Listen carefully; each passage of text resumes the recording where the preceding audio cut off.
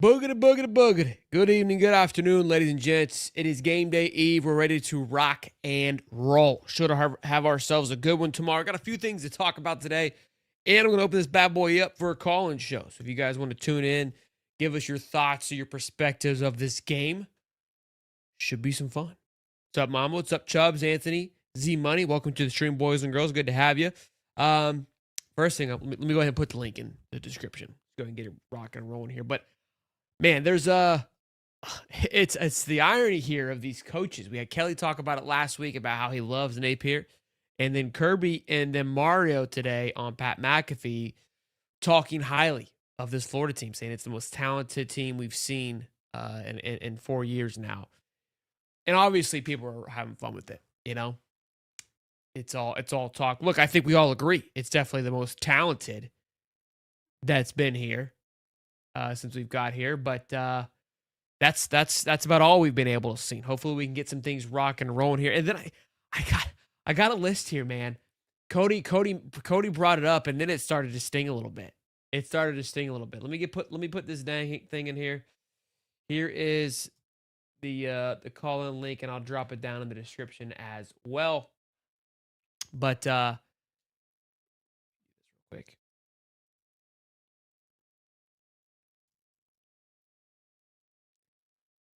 There we go.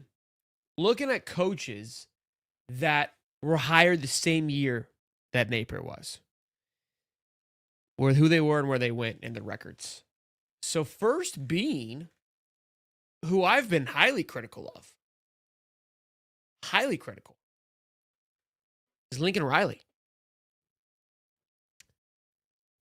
29-14. Because I remember when he got there, he had a really good year. His first year was fantastic. Even with the second year wasn't bad. But still, 29-14, we talked about him being on the hot seat here on this show. Again, have not performed to the standards. But, it's kind of ironic when you think about it from a Florida perspective. Brian Kelly, 32-11. You would have thought that guy was 20-20 the way that LSU be acting at times. Billy Napier, 20-21. Mario Cristobal, 25-16. Brent Venables, 25-17. And looking real sharp this year. Looking like they are a legitimate threat this year. Dan Lanning, who was hired after Billy Napier, like two or 3 weeks after Billy Napier in December. 38-6. 6. That's losses. On top of a Big Ten championship. We've got Marcus Freeman, 33-12. Kalen DeBoer, that doesn't count. Sonny Dykes, 29-13. Joey McGuire, 26-16. And think about all these teams. TCU went to a national championship. Texas Tech looks really good this year. Notre Dame went to a national championship. Oregon is primed every year. Oklahoma is on a tear this year. LSU's on a tear this year. When you look at it like that, whew, it hurts a little bit. Anthony, what's up, man? What's up, Sheldon? Man, I have been trying to call in since the national title game. That's the last time I came in on the call-in show. Oh, So, man. listen, there is something that's just been like eating me up about our perspective of the Gators, our perspective of college football that I got to get off my chest. Hit me. I feel like as fans we forget just what does it take to win in college football. And I did a little bit of research and I found that only seven sophomores in the modern college football era, that's like 30 plus years, have went to a conference title or a national title. Only seven. If you look at like all of the teams that have won national titles or won conference titles, they've been 3-year, 4-year, 5-year starters. All of them. So when we hype up from a true freshman to a sophomore player, and we think like this dude's gonna just come in and take us to a playoff game, I feel like we're mistaken. It like Ohio State couldn't get over the hump. They got Will Howard. Let's look at Joe Burrow. Let's look at all these teams. Florida State, when they went undefeated, they had a 5-year starter, a 5-year quarterback come to their team. Now Miami, what 4-year quarterback? Every single team that has a veteran quarterback, that's the teams you watch out for. Not these That's why when people are talking about like South Carolina and what's his name Lenore's. exactly, Lenoris. I'm like, what? This guy's like, he's what is this? His second year? This He is his the third year first now. third year, first time fully starting for a full year. I feel like we DJ next year. That's what I was thinking this whole time. I'm like, next year is gonna be the year that's when we're talking about DJ, bust or not. Every single time, and I wanted to get that off my chest because I'm like, why are we tripping right now? This kid he's 19 years old. 19. He ain't even he's not even got out his teenage years yet, and he's trying to So, lead a top program back to glory. That's not even realistic. so I think it's a great perspective. We glossed over it during the offseason at some point because that statistic was brought up. Part of where I think that because Nico went to a playoff game last year in his sophomore year, I think the rules have changed a bit because of the 12-team playoff. Look, conference championship, all those things I think are still very hard to reach. That's why it was always playoff or bust for me. I think it was very doable, even with DJ Lagway. I love your take though. I totally agree. We actually talked about it yesterday or this morning on our show about just the quarterbacks being rushed too early to be successful. So you do have a point.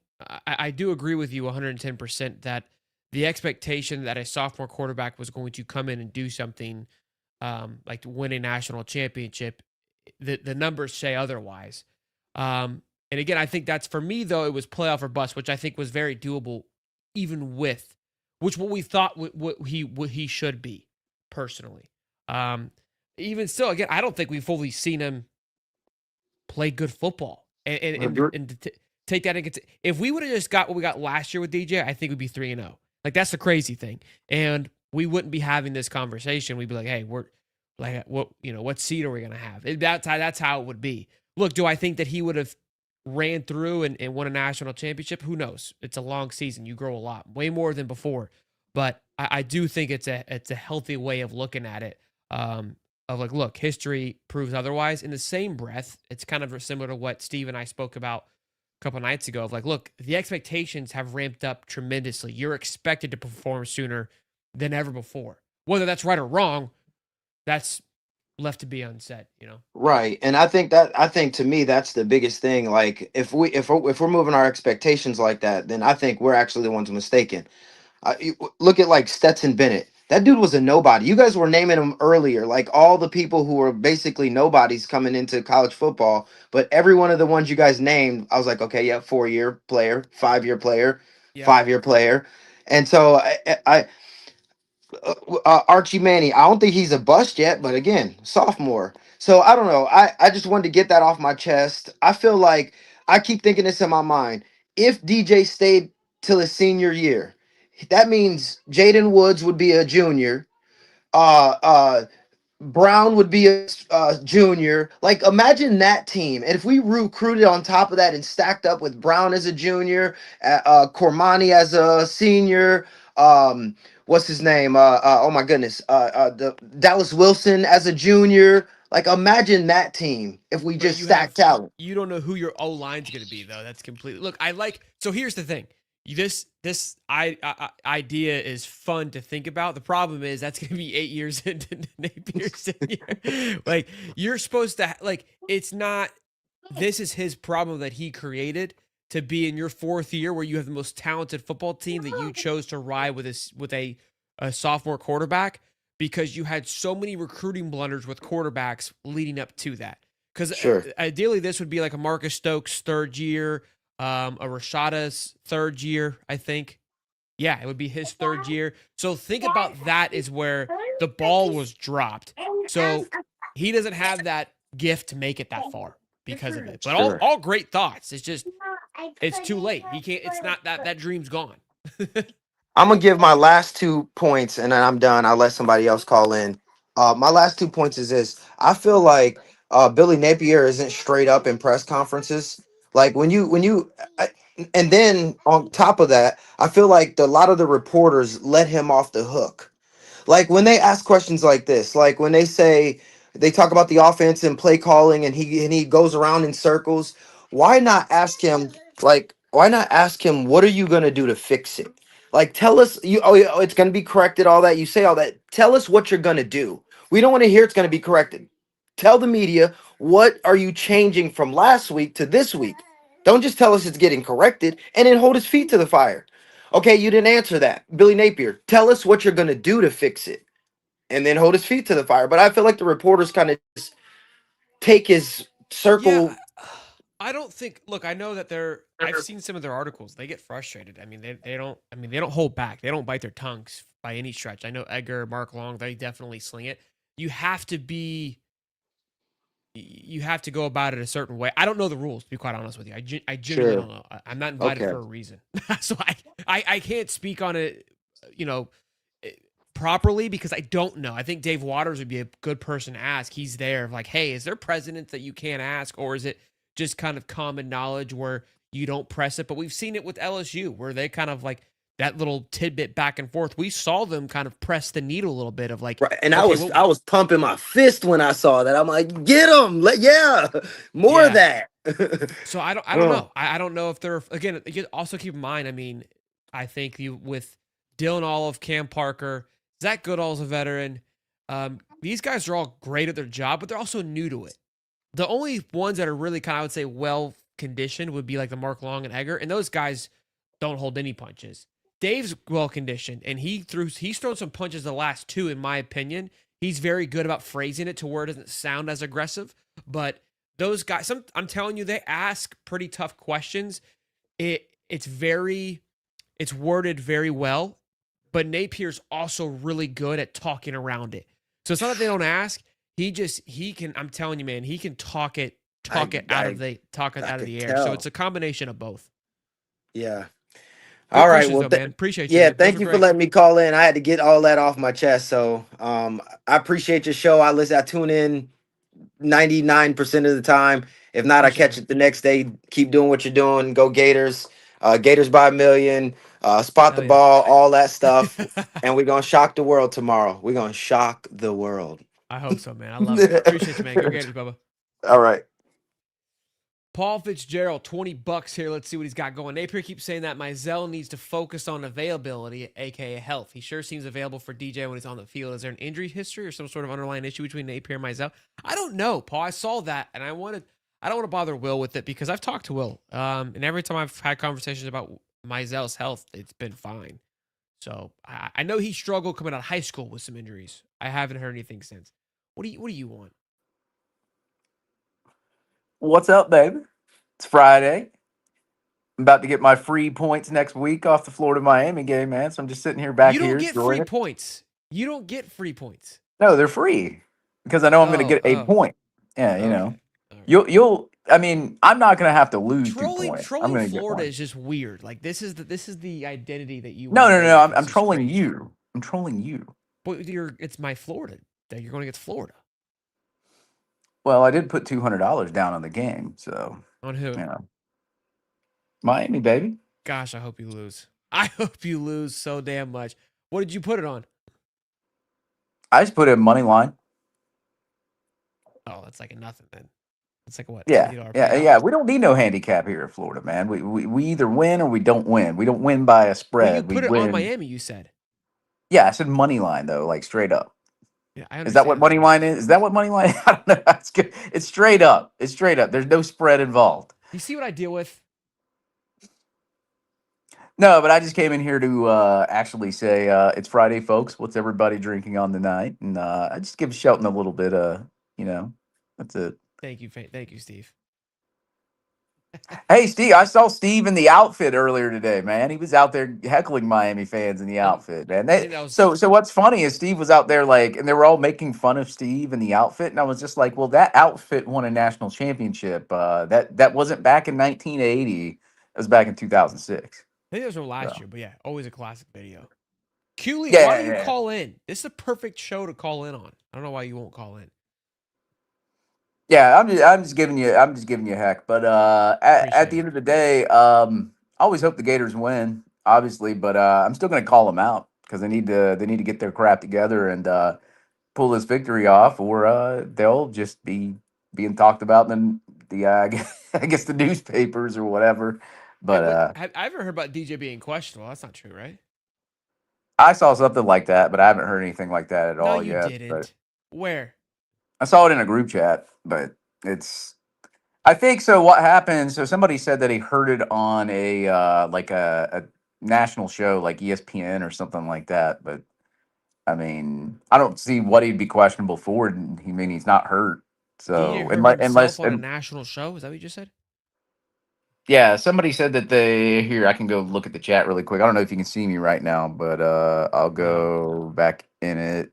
Uh, it says, "Where'd you hear that?" They said it on ESPN. So apparently it was on Oh, ESPN. okay. They said that he was. That's weird. I didn't even see anything else. Interesting. According to the group chat. So I don't know if it was or not because I haven't been watching it. My wife's been watching some lame show, so I've been sitting through that with her. So Okay. yeah, but I just came in here to pop in here to say Thanks, peace. Dave. I don't Pleasure want as to take up too always. much time. I'm on this show all the time. Get somebody else on here, dude. Well, you called in. Yeah, yeah. Turn it. They don't want to see the sexiest hairline in Georgia. Later, Dave. Yeah, later. I did see in a forum that Gums, I guess, has been injured all week. Again, we don't get a an out chart for non-conference games. That's where we're at. My man. Yo, all the way live. Zaire TV. Yo, what's up, Sheldon? What's up, Yo, Zaire? In spot the the, truck? You in the yeah, truck? man, the truck. Yeah, the spot the U-Haul, spot the buyout after the game. Man, serious question, man. I got actually a few questions.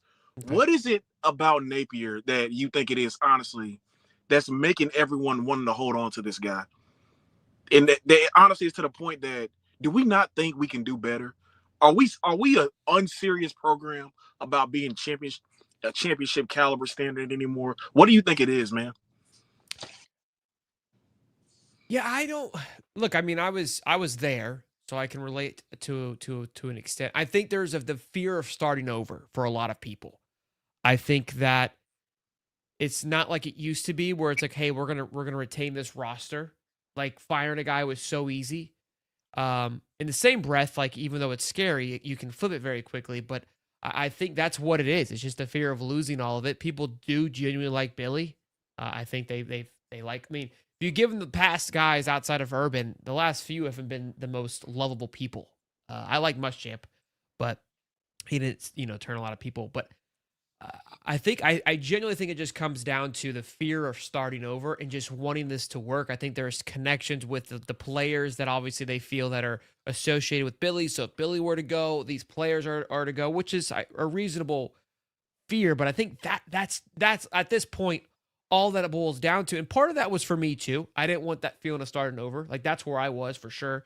And wanted it to work out, wanting this process to actually go through. But like I said, I've seen enough to where it's like at this point, like it's just the cost of doing business. You just got to rip it off and figure it out. You bring in a good guy, you can Yeah. preserve it. Bama did it. No, I got you. It's just the amount of grace he's been giving, man. Like let's be honest, we didn't give Mullen this kind of grace that Billy's Oh, you been mean giving. like from like that from the whole not just this year. You mean in general? Just in general, yeah, man. Like the kind of grace he's getting. And I saw you posted, you had a live about Billy's comment about us being close to being Yeah. dangerous. See, and once again, this shit like that. That's another issue. Once again, why is it another year we're ill prepared? We're not prepared to go from game Agreed. one. Like it's all that. I'm sorry to get on here and sound doom and gloom. Let me Look, ask I you something. think Do you this. see a scenario where we pull out the upset? All right, so two things I want to go over. The upset question Okay. I'll answer. Okay, go ahead. Shorthand, I said yes. I do. I'll get into it. But the other stuff, you're to go back to the first question, what I kind of butchered. I think that he had some, I don't want to say excuses, but things that kind of came during his time while he was here. The NIL era, which changed some things. I think it caused for people to be reserved on their decision making. Almost gave him an out. And then you had, I mean, just the schedule that he's had. It's been by far the hardest of any stretch of any coach, probably in their first 4 years. Again, I hear you, but that's my thought process behind it. If I'm investing in a guy, you have to understand the processes, the changes. You're like, well, Sean, all these other coaches that I mentioned earlier, like Lincoln, Brian, Mario, Brent, Dan, Marcus, Freeman, all went through the same things. The schedule was the main thing they didn't have to go through. None of them went through that same schedule. Again, I'm not making excuses. I'm simply just drawing it how it looked. And yeah, I agree with you completely on his comments of like, we're so close. That irritated me too, because I said it all offseason. I said, there is no room for learning to grow. You had those 2 games. You had them. It was USF and LIU. Like you finally had 2 games to get that out of you. Exactly. Like that was a huge thing. I do think an upset is possible, and the reason I do is because it's a rivalry game. I think there's a lot of bad blood there from last year. It's just that's how rivalry games work. It's Miami fans. Look, I'm not. This isn't taking anything away from your team. Like this is where you can't even have a conversation with Miami fans. Like genuinely think they are a great football team, but I also believe the talent on this Florida team can hold their own. I'm not shying away from that. I've seen it. I've already seen it. I mean, we single-handedly lost the game from 2 people last week. It was DJ Lagway and Billy Napier. So I think that this team is going to be the best team we played thus far and probably one of the best teams we play all year. And so it's going to be tougher to upset it than last week. I think last week shouldn't have been an upset. It should have been like, yeah, we should have rolled them. Genuinely. I think that a lot of things have to go right tomorrow for us to get the upset, but I do think it's possible. Yeah. For sure. And lastly, man, you got a score prediction before I get off? Ooh. I think I said on the show like 24-21. Really? Yeah. Really? Maybe 28-24. You saying that we pull out a close from Florida? Well, yeah, I'm going to pick us to win. I'm not going to shy away. Yeah, I want us to win, but yeah, I'm not picking a world where Miami wins. There's just no way. I can't do it. But if you had to put money on it, be honest. If I had to put money on, I would take Florida money line, or I would take the spread. I would take the 6.5. I mean, we're some real Gators, man. But to be quite, look, I don't bet on Florida. I did last week, and it bit me in the ass. I put money line. I'm emotional better. Look, I've said this. When it comes to my teams, I genuinely stay away. People will ask my opinion, and people who I care about them making money, I'm like, yeah, I would take. Like last year's a few times, like, hey, take this. I'm still wrong, like it's betting, but I felt confident in my 8.5 last week. I think that I was right. We managed the hell out of it for us to lose by the 10. We should have easily kicked the field goal, been down by 7. So that's where it's frustrating to me. But listen, nobody take my advice on this one on the emotional part. I'm being honest here. All right. Hey man, you know me. You know I'm gonna tap in after the game, man. Stay blessed, man. Thank you. Yeah, man. Thank you. See you then. Drive safe, man. Yep. Nathaniel, what's up, man? Hey man. I don't know if you remember me. I called in for the first time after the Georgia game last year, and me and your other friend looked like Dan Mullen in his costume. I called. Yeah. Anyway, so my dad's a big LSU fan, and we actually went to the game last week in Baton Rouge. It's about 2 hours from where we live. So I went to the game, and when I tell you, actually sitting in Tiger Stadium, it was so hard to actually watch that game because there was just so many mistakes that we made. But actually just seeing it, being there live, it was so hard to watch. My question to you is, so I've been following Florida football for a while. The thing that kills me the most, I guess, with this regime with Napier, is like he never gets fired up. He never shows emotion. He never gets angry at his players. And, you know, I remember the Muschamp years when I was younger. I remember Jim McElwain. I don't remember if you remember this, but when he got to Kelvin Taylor on that sideline thing, even Dan Mullen showed a lot of emotion. It's like, I think that's a lot of our problem. It's like there's no emotion coming from the sideline. Even watching the game last week, it's like it's just dead on the sideline. What's your take on that? Yeah, I've always defended it because we've seen it a couple times, and when he does, it's awesome. Like we saw at the Utah game, like his first game ever. I was like, yo. Guy's got some fire, and then he apologized for it immediately. I think we've seen it maybe twice since then. In the same breath, I think Shane Beamer looked like a complete doofus last week. You know what I mean? So there's a time and a place for it. I do believe that I would be more for it when a player just does something stupid. Like when Brandon Betts spit in his face, like you should have lost it. You know, like that to me is when you should lose it. Look, I think it's your personality. When I was younger, I was all for I loved Muschamp. I love the fieriness. I love Kirby on the sideline. I love he's walking on the stadium, he's sticking his tongue out to Tennessee fans. Like I love that. Lane Kiffin, I think has a good dose of it. I definitely think it would be again. It's tough because If he was winning games, nobody would care. But he's not winning games, so we all start finding reasons of like, what is it? Well, like you're just your lull and your emotions are carrying over onto the team. And honestly, kind of thinking about it, I would say I honestly don't like it because if you kept that emotion and you kept that even keel and you were trying to instill that into your players, we wouldn't have all the nonsense we've got going on with the spit gate, the fighting in the first half. Like nobody's taking on your emotions. It's almost like if they're just being lulled to sleep to where they finally do snap and it's overly done because of that. So yeah, I guess I'm at a point now where I don't like it anymore. As I've talked through it. Yeah, but even with that point, it's like so much stuff was just letting. You're just letting so much stuff slide. It's like nothing's getting corrected, like ever. Yeah. So people just keep doing the same dumb stuff, and your coach is like, "Oh, you know," it's kind of irritating. It's like, what are you doing? So look, I think there's also people in a way, like I have a kid, right? And so if he acts out, some parents are right there on the spot, like, hey, you're getting a spanking, you're getting yelled at. There's also a point of like you don't want to embarrass, like there is a level to like not embarrassing the person in front of everybody. Like that doesn't really, I do respect that part of it because that is you're just trying to look almost like a flex thing. Again, football's a bit different, so I get that.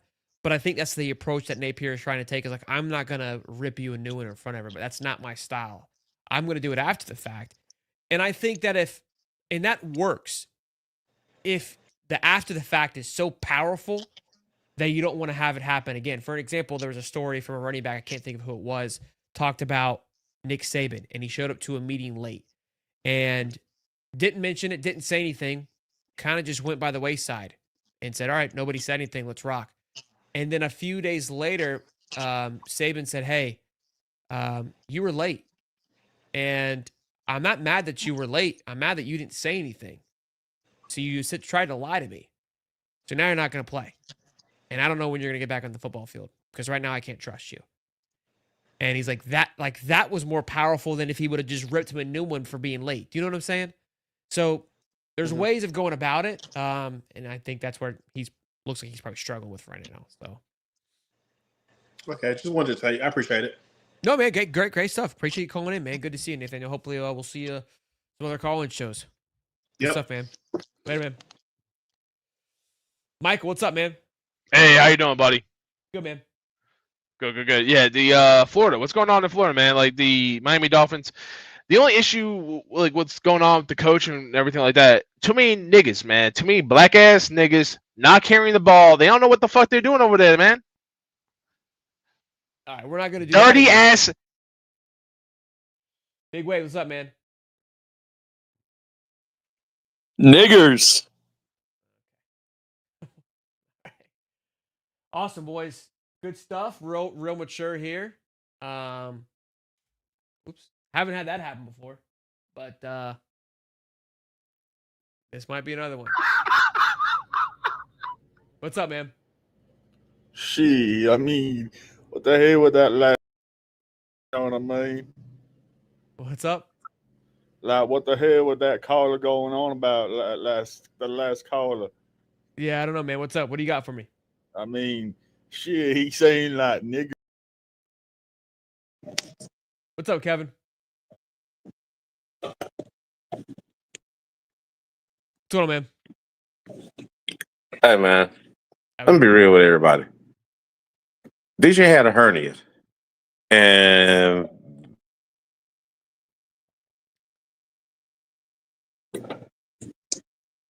instead of surgically fixing that, they decided wrist.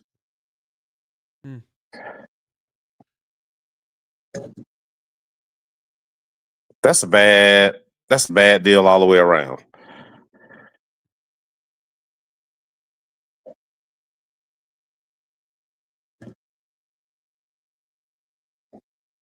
You know, I had a hernia myself, and I got them fixed. I mean, wrist,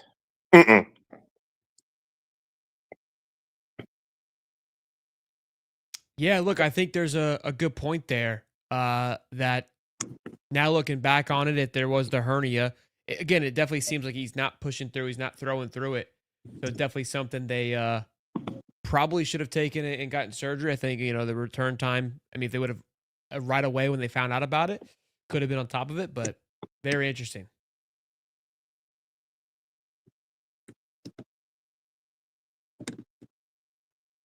Yeah. Appreciate it. Appreciate it, man. See you, bub. Right.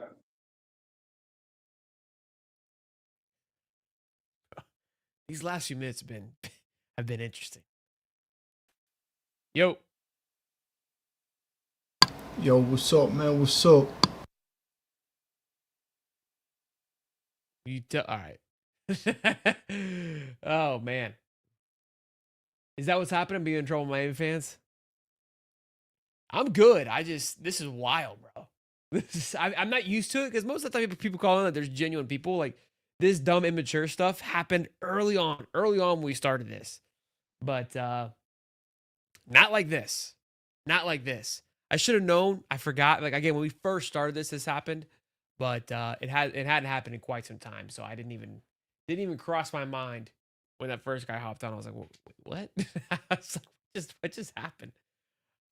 Because we usually have great conversations with people. We don't have idiots calling in. Let's take a look at this, ladies and gentlemen. Let's see what's going on here. Yeah, being trolled for sure. How are we feeling about tomorrow, boys? What's the thought process on that one? I do want to take a quick minute, give us a share here on our sponsor for the look, take a look. This is sick. So we got a live rock and roll. Wow, Oklahoma State losing 16-3. So this is Kalshi, which we've been talking about them all week. They're the sponsors for our show. And I was telling you how, again, it's about the people, right? It takes away the bookie aspect of it. So it's just people like a stock market believing who they think is going to win. And you can see how this thing has fluctuated. Again, this isn't the odds of winning. This is how the bet has changed, right? So people have you can see the money flowing in. This is the first time I've seen it live. Someone just put in $1,500 towards something. I'm assuming towards blue, and then $40 to orange. Some people are still betting. Look, someone just put $4,000 on Oklahoma State to come back and win. Like this would be a good opportunity right now to basically sell because of how much it's moving. This could be one where there is an overreaction from the people, right? To where you sell, like we do buy and we do no on Tulsa here. Like let's say take Oklahoma. Yes, it looks like there's still. Oh wow. Let's see. Yeah, so $20 wins you out. So that guy who put $4,000 down, let's see, has an opportunity to win $18,000 if Oklahoma State comes back and wins in the second half. So kind of crazy watching this thing unfold. And again, if Oklahoma State starts coming back, that number is going to move up. And that guy that put $4,000 can pull that money out as it's happening. So really cool stuff here with this call sheet compared to other betting sites, right? That allow you to bet on this game in a different way than what we're used to. So really cool seeing this thing live. Someone just put $2,000 on Oklahoma State. Again, I'm following the colors here, but the red and yellow aren't confusing me. So I assume that's what I'm looking at here. But just it is literally looking at how the stock market goes. People are just throwing money at this thing, which is causing this line to move. Again, I want you guys to understand this. This line is moved by the individuals. We control this up and down, and you can obviously see how it's fluctuated throughout the game. If you guys want to get in on this action, use the link down below. Use the code HIGHTOP. When you spend your first $100, you get $10 back. And you can bet on a multitude of things, markets, ideas. You can bet on elections. That's where this thing really kind of took off. But seeing this live kind of fires me up, especially in a game like Oklahoma State where you think they should come back against Tulsa. It's very similar, obviously, to taking the odds at a high moment, but the odds seem really good right now, only being down 2 possessions, which is very, very interesting. So thoughts and opinions on that one. Ricky, what's up, man? Yo. First time caller, man. What's up? What's up, man? How you doing? Good. My sister, her husband is a Miami fan. They're from Miami, and it was very depressing talking about the game and everything. I had to fill her up on all the because she was a Gator fan, but not really a fan. She was just close. It was pretty depressing to fill her in on everything. And another question. Why do I feel like random games, like I got the the Iowa Rutgers game on, and I feel like the games last forever, but the Gator games go by so fast. Bro, that's a hell of a take. I couldn't agree more with you. Dude, you're spot on with, like, we feel like we're running out of time in the Florida Yep, games, doesn't it? every time. Yeah, I don't know if it's just because our heart's being snatched away, but it does, man. I remember watching the Iowa State game.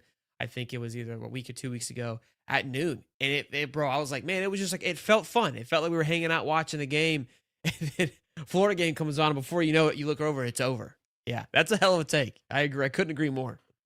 I also I gotta apologize about the Lagway situation. A couple years ago, I loved ETN. I was thinking about getting a jersey or something. Then he transferred.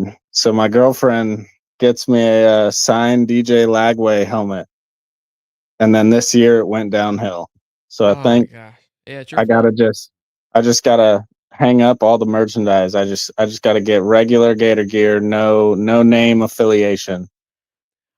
I will say, I feel like Florida fans have definitely been burned the worst in this new NIL era, with star guys transferring and then our star guy not being the guy. It hasn't been the best. Definitely. Dude, I was watching him last year and I was like, this is the guy. I love him. I need a helmet. It's going to skyrocket in price when he goes AWOL. But I don't know. There's still hope. I mean, watching him last season come back at the end gives me hope, but it's so hard to believe right now. Yeah, If that makes sense. No, it does. It does. It's tough to watch. And yeah, look, I think Pyburn was a jersey that people felt like, oh, this is a good, safe one to get. There is no safe jerseys anymore, I don't think. Maybe Nope. Jake Slaughter. He'll graduate a Gator. It might be the only one. But you just got to wait till their senior year. That's what it is. Yeah. Until they're a senior. Well, Rick, appreciate you, man. Thanks for calling in, and hopefully we cheers to a long game tomorrow. Yeah. Yeah, we got it. I got to show my sister what's up. I love it, man. Later, bub. Later. What up, big dog? What's up, man? How you been? How you doing? I'm doing good. Doing all right, man. Enjoying Iowa scoring 21 points, man. My boy Gronk getting it together. I know, yeah, he is. Man, where are you looking forward to tomorrow? Are you like, what position are you paying attention to? Great questions tonight, guys. These are good. Maybe we should just start having, just on the Wednesday show, just you guys calling and pick the topic. You've always been an OG for that. I mean, it's got to be quarterback. I don't know if I'm excited, right? But I mean, there's anticipation for it. Like I had a lot of excitement for other areas. I just, the other stuff is what I thought it would be. Like it's a weird excitement. It's a nervous excitement, but I want to see. I'm hanging on to, like, he can turn it around, right? Yeah. That's what dude, I'm just hoping during this past week, Nick Saban called Billy and was like, dude, what are you doing? You have the best running back in the SEC. When you were with us, we had Derrick Henry, all the running backs. Run, do your random play action. Don't get cute. Do what works. And I feel like Billy, half the time, especially we've noticed, like in the red zone, he gets there and he's just running ball, and then he gets the red zone. He's like, oh, well, they're gonna think I'm gonna hand it off the ball, so I'm gonna get cute. I'm gonna pass it to Tony Livingston 2 times in a row and Hayden Hansen for a fade route. They'll never expect it. And it's just like, dude, that's just a killer. Every single game he does that. Just pisses me off. Think about, like, the great NFL teams that run the ball very well. I think about them too. Like, it's like, hey, are they going to run it again? It's like, yeah, they everyone knows they're going to run it, but at this point, the defense is on their heels. Like, this is the opportunity to run it. Just keep, and then maybe a play action would be perfect. Like, run it 2 more times, and then you're 2nd and 1, 3rd and 1. Play 4th down territory. Do your little tight end rollout. Then it works. Well, do it first and 10. Well, the thing is, I want you to name one team in the SEC that's faster than Florida, wide receiver wise. Billy will never, ever take a play action. Just tell Lagway, I don't care what it is. Just throw a 60-yard bomb down the field. I guarantee you no one's going to catch anybody. And I haven't seen it one time except for a dumb rollout where it was an awkward throw by Lagway. in the South Florida game, but like I can't remember any other pass this season where he just chucked it 60 yards downfield like he was, last year. Yeah, no, not at all. He loved that up the seam route, which he threw against LSU in the triple Yeah. coverage. That was Oh. but even last year, I can't think of too many down the sideline balls that he Yeah. threw. Like he's Well, just dude, not throwing it. I've rewatched a lot of highlights. I don't know why he's doing it this year, but if you ever watch him when they're in 5 sets, he'll have Hayden Hansen or a running back, or even Tony Livingston at the same time. They'll all be out there. So all the DBs are like, we got two wide receivers out here that are the main threat. Okay, we'll just double and triple team these guys. And that's what I've noticed. It's been happening. They're just picking them apart. Yeah, it's not a true 5 wide. It's not true speed out there. Like you Yeah. got two guys that are running little curl routes. It's like we got a tight end over here covered. that runs a 8 flat 40. We don't really have to worry about him. We'll put our nose tackle over him. We don't need to. It's just, linebackers get the two tight ends. Your running back can be covered by, and then everything else is just swallowed. Yeah, I would say that in the last key thing I want to watch out for. I mean, these guys, Cristobal and Napier, they coached against you. Like they were in the same coaching staff at Alabama. And so I'm hoping Billy, just has he kind of gets a figure for what Cristobal is really going to do. I really feel like our defense is going to shut him down. I don't know, our defense, they play at a level 10 whenever Carson Beck gets out there. Because if you notice the last few games against Georgia, they picked him off at least 3 or 4 times every single game. And even Carson Beck in the last game against South Florida threw 2 interceptions, but South Florida just couldn't capitalize off of it. But I feel like in that rivalry game, man, I don't know. There's just there was a little extra juice. And so I think our defense is going to show up. Agreed. I totally agree with the juice against a rivalry game. That's why I say yes to an upset because of just what it is. I think those guys got to show up and want to be there, but it should be fun. All right. Last thing. Well, what's the score? What's the score going to be? I said 28-24 earlier. That's my prediction. 24. All right, man. All right, man. Well, man, calling it, man. Appreciate it. Yeah, man, be good. Eric Tucci, $5, man. It says run the ball or run the damn ball. Yes, please run the damn ball. Jay, what's up, man? What's up, bro? How you, man? I'm pretty good. I just wanted to come on and voice an opinion. I feel like the O-line has really let down this year. Especially I see Jacoby get in. He was so good last year, spring game. It was crazy. And he gets in and he just gets hammered in the backfield. And it's everything you do can get past the line of scrimmage. I feel I just feel like the O-line was not really what it was supposed to be. And then I feel like the O-line wasn't good enough where the LIU and USF games, DJ Lagway, his feet were getting hit and he was getting pushed into, where those games he could build his confidence up. He didn't really get the opportunity to do it, if that makes sense. I don't. Yeah, it hasn't. I mean, it's back and forth. The eye test, it hasn't looked clean.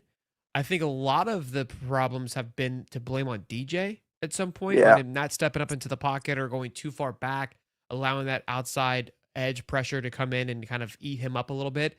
When Trammell was in, it was phenomenal. I mean, it was a clean pocket. He just stood there. If you go watch Jalen Hurts in the Eagles, his presence in the pocket's phenomenal, and it looks like it's collapsing around him, but it's genuinely just creating a pocket where there's nowhere to escape. It's the moment it starts to collapse on DJ, he rolls out, and the linemen are prepared for that, so they're just shredding their linemen and then they're tackling them. It's not necessarily that he's getting pushed into, if you will.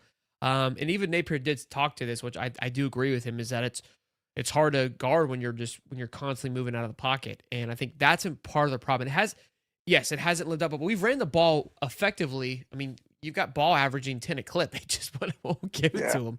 I think when Jacoby's in there, when they finally do run the ball, it's so predictable that's part of the issue. But Najee Harris, the holding calls have been more of a concern for me. But Najee Harris hasn't been that great. But I think Barber has been putting a great season together. Slaughter, George, and that right side's been pretty quiet. So has it lived up to the hype? It's tough because of, I think, what DJ's been doing in the pocket hasn't been the greatest, personally. Yeah. Tough to give him a full grade just yet. Yeah, it felt like it was kind of just get him where the games where he could get his confidence against somebody just kind of made him uncomfortable, which made me lead to he just didn't have the confidence going into LSU and stuff like that. Yeah, I don't think it's the line. I mean, he hasn't really been hit too much, and they only had 2 sacks, I think, if Yeah. that. I mean, he hasn't really been. All of his hits have came from him leaving the pocket. Hmm. So it's hard for me to. It's not because he's not stepping into anything, even when it is a clean pocket. He's not Yeah. stepping into it. It's Yeah. much more than that. But look, I mean, I don't think it's been great. You're not wrong on that. It hasn't been Hmm. something to write home about. But in the same breath, I think like if it goes back to just coaching, I think, and setting things up. I also believe that DJ's trying to play hero ball and extend some plays where that play calls for more of a quicker release, and it's not happening either. So a lot of moving pieces, to be honest with you. Yeah. I just have one more. Yeah. No doubt Napier has like made it a good culture, and I feel like with how it's going, it looks like he's not gonna make it. Do you think he's built up a culture where the guys really do love each other and like have a strong like team bond where they do leave? You don't think that maybe not that many people will transfer because he actually has built a good culture? No. No, just some No. floodgates are gonna open. Yeah. I mean, I don't know about that. I think that I think that these NIL deals will preserve a lot of it, at least for the end Yeah. of the year. Again, I don't think. Keep in mind, they're all being paid handsomely. Mm-hmm. Like it's not like they're just gonna like maybe a few will definitely have opportunities, but Yeah. not everybody will have the same opportunity they have here at Florida. And Mm-hmm. as long as we continue to financially support that, I think that we can overcome a lot of those things. And that's why I don't think that the culture will stay. I think he has done a good job. I will say this. I think he has done a good job of recruiting guys that want to play for the logo. Mm-hmm.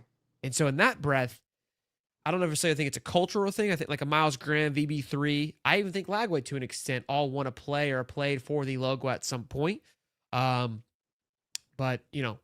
money talks. It's a new era. You can have a bad taste. This fan base hasn't been the most polite this year, Yeah. and you might have a different taste of it. So,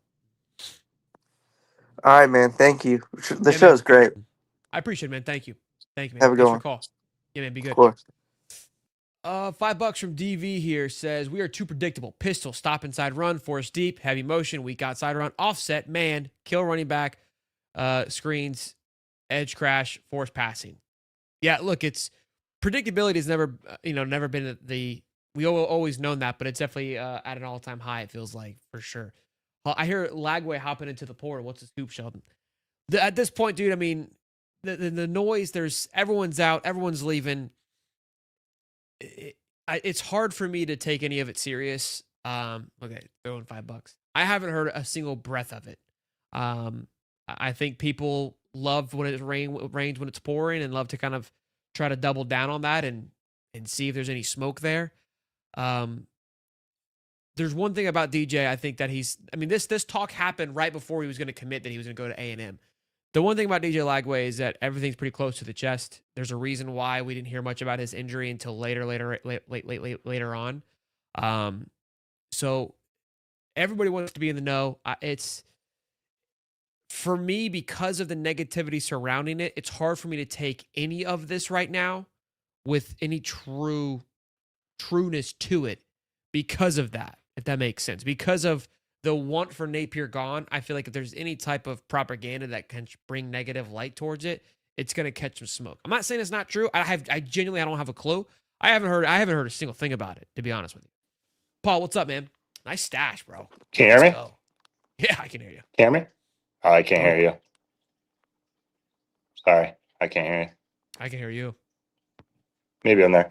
I called in a couple weeks ago, and not called in, but made a chat a couple weeks ago, basically saying that I don't think Napier was able to put a coaching staff together that I actually think that he was capable of putting together. I think Strickland has allowed him to build a coaching staff that is, you can have this coaching staff as long as they don't cost as much. There's to that level. Do you think that if he comes back and we play this whole game all over again, that he'll strip the coaching staff down? Or will it just be same coaching staff and then that's it? I don't think. Can you hear me? Oh, he can hear You me. there? No. Sorry. You can hear me now? Yeah, I can hear you. Okay. Look, Yeah, I don't. sorry. I'm pretty sure. For everyone else that's listening, because it's a great question. I'm 95% sure that his budget for coaching is with everyone else, if not one of the top fives in the country. So it wasn't that. If anything, that's actually something that I think Strickland doesn't get enough credit for, was that he was supported mightily for his budget. He's leaving. Great question though. He had plenty of budget to go around, plenty of it. I don't think that was the case at all. It's the biggest staff in college football. There's a ton of money flying around. We had, the more I think about it, the more I'm thinking about going through these guys' payroll. I think we had the highest paid. Yeah, Mark Hawk was the second highest paid strength and conditioning coach at one point. Rob Sale obviously was a highly paid offensive line coach / co-coordinator. I think he was like fourth or fifth. The money was never an issue. He actually had plenty, probably more than anybody else. That's the crazy thing. Again, we give Strickland, people will hate on Strickland. Strickland gave him everything he needed outside of maybe fire, outside of maybe like pressure to go, you need to go hire an OC. I'm not dealing with this shit. Go do that. That's the only thing he probably didn't do. But when it came to money, money was never a problem. $5 for the baby. And if DJ struggles, Tramel comes in and we win the quarters he plays as he start moving forward. I mean, yeah, right? Thanks for the wishes, man. If he comes in and wins 2 quarters, it's his until he starts losing again, until he shows you that he can't do it. I mean, Colorado had a very similar situation. Ryan Staub came in, 100% won over those 2 quarters, won the team, looked fantastic. Prime gave him a full 4 quarters against Houston. Never showed any signs of what he showed a week ago. Now Salter gets to start again. That is how I'm fine with that management. Like, that works for me. Austin Hackett, honestly not worried about losing the roster. Look what FSU did, 17 at the 22 starter transfers, and they look miles ahead of us right now. I said this literally, like, I think Wednesday. That's what I said. I said, look, I mean, yes, we're obsessed with the players and the connection, and we love who we've got, but FSU didn't have a clue. I remember when the depth chart was released, FSU fans were lighting their hairs on fire. I don't want to know my guys anymore. I want to win football games. Then I'll get to know them. Give me a quarterback that's going to talk some smack about Nick Saban not being there. Go make a T-shirt. Then we can figure it out. Justin, what's up, man? What's up, Sheldon? Bro, did you go to the Miami game last year? I was there. I tailgated. I didn't go to the game. I went home. Well, after the fact, after the loss, walking around just seeing all the Miami fans just being disrespectful, we got to get this win program for the respect. I mean, we ain't got to go down there and act like they do after the win, but we got to take back what's ours. And then on the other flip side of things, everybody's talking about the offense and DJ and all that. Everybody knows the problems over there. I was at the LSU game last week watching the defense closely. Why do you think our DBs are playing so far off the line and giving all that space? It was driving me crazy watching time after time them giving that space. Yeah, it would do you and me both. You and me both. I was losing my mind. I saw it. You know what's crazy is that our team mimics the Dolphins a lot. Play calling on both sides of the ball. It's crazy. It's crazy. Go look at it. Offensively and then defensively. Before the LSU game, I was listening to Silk, and he brought it up in one of his things, and I paid attention to it, and it was like just giving them that release. I mean, our guys are fast, but so are their guys. So, I mean, they were just eating us alive off the line. Yeah, especially it was 3rd and 8 was where I saw. I was like, I literally called. We were having a watch party. I go, why is he he was at the first down marker? Like, you already gave him the 8 yards. I don't understand the point here because nobody was jumping. They were all defending a wall. They're defending the big boom play. Like because if you recall, I think it was at the beginning of the year last year, and even the year prior to that, our boom bust percentages was atrocious. Like, it was some of the worst in college football. We talked about it on the show with Will Miles from Read and React. It was awful. And it's like that's all they care about now. We don't have many boom plays. Like, we're just a big shot on the field. Like, nobody's doing that on us. But they slowly just keep and eat us up there. The only one that I saw doing a lot of press was Hernia was at the bottom half of the screen a lot. He'll throw the press coverage on there. But everybody else, I don't get it, especially with how good. Maybe they don't trust the safeties. I don't know. I genuinely, I'm lost. I have the same questions up when like, these are the questions that I want to know. Like, if I'm a presser, like, hey, and he'll say, I'm sure Billy will give us some bullcrap answer of like, look, that's part of our game plan. But maybe we get a film guy in here to break down, like, hey, what's the advantage here? What are we missing? Yeah. You know? The other thing on the offense side of the ball, coming back to that side, is when we're in third down situation, third and short, even maybe 3rd and 9, pushing that 3rd and long, we do not go for the sticks. That's another thing that's just driving me crazy. It's little, run here, run there. Like I don't understand why we don't go for the sticks. We don't have, I've said it all the time, like, we don't have a 3rd and 3 play. Like, if you go watch the great teams on NFL, I mean, I don't understand why they don't just, it feels like no college coach goes and watch NFL product. It's not my fun to watch, but it's such good football. It's so clean. It's just, everything's well executed. Everything gets done, but they have great play calling. Like, they just, hey, it's 3rd and 3. This is what we're doing. Right. I mean, obviously the Eagles have exploited their push. Like, that is their go-to for certain situations. Yeah. When we have 3rd and 3, it's like, okay, let's try a triple reverse, backflip, and let's see if we can get 15 yards out of this. No, go get your first down, bro. Like, that is an emotional, soul-sucking play. Because 3rd and 3, you know how it is on defense. You're like, I got a chance here. Let's stop them. And when you can just suck out a bunch of 3rd and 3s from that defense, by God, it ruins you. You know why I know that? Because we've been on that side of it a lot. Yeah, it's hard sitting up in the stands during an LSU game with those plays and just knowing what's coming, and then having to hear the LSU fans, 4th down Gators. I heard that so many damn times. 4th down Gators. So, but yeah, man, I hope we get this win. We need this win. I'm still for Billy. Like everybody, he reminds me of Mark Richt. I mean, he's a great guy. He just can't get the 10-win season. Whoa. He just can't get the 10-win season. Mark won a lot of games. Exactly.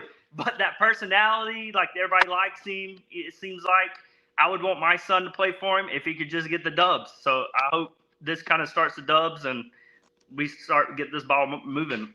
Does the Watermelon Man get it done this year? What do you think? No. I'm gonna need him to get on another. I would say he's got to leave. I think I need him to. I am struggling to cheer for him with him on this team. So yeah, I like that team. I think once they get rid of Suarez, I think it'll be good. It has a lot of sex appeal to it, but they just feel like they're like, he literally races the races. Dude, the one win he had, it was at Charlotte, right? Oh, he's gone. Talking NASCAR boys. Oh, there you are. It was at Charlotte. Was a hell of a win, dude. No, greatest race of the year. Dude, good Lord. Greatest race of the year. That he pulled that out of his, what? Like, that was crazy. Yeah, I'm a big Ross guy. I love my son. We love. He's a Ryan Blaney. I mean, he is because I tell him to be. But I think NASCAR's in a good place, man. I love watching it. But yeah, I don't think he's got it. I think this is I think it's Hamlin's year, bro. Being honest, that boy is on a mission. I ain't gonna lie. A lot of people don't like Hamlin, but I love it. I love when he picks at the crowd. We need it. I mean, you need it for NASCAR. The wife loves him. I don't hate him. I think he's good for NASCAR. He's what we want Kyle Busch to be. The way I look at it, there's too many pretty boys right now. There's too many guys that say the right things at all the right times, and there's nobody that really is the rough side of it. We need those guys that kind of are edgy. That's why I liked Ross. Buddy just sent it. He's got a little more. He hasn't said anything soft, but I love Carson Hocevar. That's why I love Carson. That kid's a dude. When Ross hits the road, whenever that is, Hocevar is gonna be the guy I pick up. So yeah. Yeah, he needs to. He needs to get on a new team. That's a guy. I know. I got to get a guy that's on a good team. It's like I need my guys to jump on one of the 3 or 4 major teams, so I can actually have something to cheer for. Yeah, for sure. I hope 2311 gets their stuff figured out too, because I think they've done a good job putting a charter together. But they're battling NASCAR right now. NASCAR needs to figure out what they got going on. I've been thinking about starting a high top NASCAR channel, man. Look, we got super chats. I heard you say that a couple months back, and I was like, I got excited, and then I forgot about it till just now when you say you do need to do that. Yeah, dude, I love it, man. So I made it a mission of mine because the problem is right now the playoffs start, and so obviously it's the middle of everything. I literally had on Bristol last week on the other screen because I'm like, this is brutal. I was at the LSU game with my phone in my hand with the Bristol race on. So I made a commitment. I said, look, if I can go every single week, because it's very easy to fall off in NASCAR and kind of get wishy-washy. Like, hey, don't miss one. I missed like maybe 3 races this year, like Watkins Glen, like blow me. But the rest of them, I was dialed, man. Like I enjoyed it tremendously. And Ty, who talks it, he loves NASCAR. So I was like, all right, I got somebody I can shoot the shoot with. I'm thinking about it. I'm thinking about starting at January 1. We'll see. Yeah, it's a lot of work, but I love it. I love it. It was good talking to you, man. You have a good night. Go Gators. You too, man. Yeah, man. Appreciate you. Sorry for the little. Listen, I love good NASCAR conversation, boy. Like I gotta tell you, it's a good time. I love Dana the Gamer. That's sick. That's awesome. We don't get an injury report, Jeremy, because it's a non-conference. It's a non-conference, so we didn't get any. $5 from Eric. I feel like we're gonna put it together tomorrow. We're gonna straight up handle Texas, but then Texas A&M at Kyle Field is stressful. Yeah, Texas A&M is gonna be a dogfight, boys. I said that was one of my losses was A&M. So it wouldn't surprise me. Now, listen. You ain't gotta like it. I know a lot of people don't like it. All right. It's for a certain breed. You're just not ready for it. That's all. You just don't understand it. You know? You don't get the love of it. Because I grew up with it. Like, you're not taking that out of me. I don't know what to tell you. Like, there's nothing you can say to hurt my feelings. Like, they're going fast. You know what I'm saying? And I love it. All right. I'm in Miami for this game. Haven't seen a single Hurricane logo yet. Yeah, they don't. That's where, again, Nikki, they don't, you know, they're not real fans. They're all over the place. They're a bunch of weirdos. Heard 15 of the top 25 wide receiver recruits will be at our game tomorrow. $5. Well, dang. That's a whole lot of them. 2-4 going into Georgia. Ugh. That's gross. Could be, Aaron. Could be. Ugh. Wait, I think it would be 2-5 going into Georgia. I think, yeah. Because I'm pretty sure we play Miami. Because we played 3 games so far. And we play Miami, Texas A&M. Okay, maybe it is 4. Maybe you're right. I think Mississippi State's before Georgia, though. I think Mississippi State's before Georgia. I think. Yeah, look, people have said IndyCar over NASCAR. No. You're not going to convince me otherwise. Look, great show. Hope you guys enjoyed this Friday call-in show. Great conversations. Thank you to everyone that called in. That was awesome. Like, that was what this whole point of the show was. Great questions, great conversations. A little less hectic than on Saturday nights. A little more back and forth. If you guys like this kind of show, let me know. Maybe we can find a different night of the week to do it. I was going to do it last Tuesday. My great-grandmother had passed away on that day, so much love to Gigi. 91 years old, boys and girls. Hell of a life. Lived through the Great Depression, multiple wars. I mean, you name it, she saw it. She lived through it. The sweetest lady in the world. So that was what my reasons for not being live on Tuesday. But y'all be good. Have a safe Saturday. We'll see you guys tomorrow. Noon kickoff, unless there's a baby here. Rest in peace, Gigi. I will be live with Ty doing the watch party at noon for the Texas Tech Utah game. But I just say Iowa? I don't know what I'm thinking. The Texas Tech and Utah game. So appreciate y'all love and support as always. Y'all be good, be safe. Peace and love, baby.